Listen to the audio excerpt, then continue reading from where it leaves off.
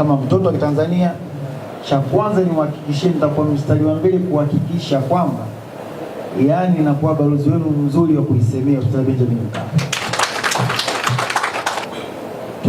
Kama taasisi kwa namna moja nyingine tutaweka nguvu.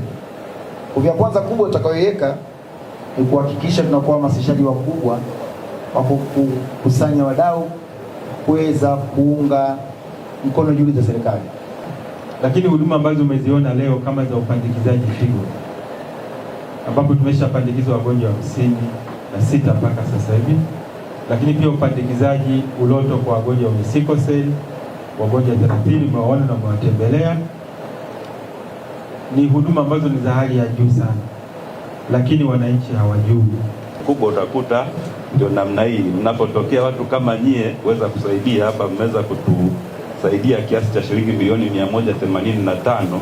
Hiki kinaenda kuongeza sasa kusaidia matibabu ya wale watu wanaokuja hawana uwezo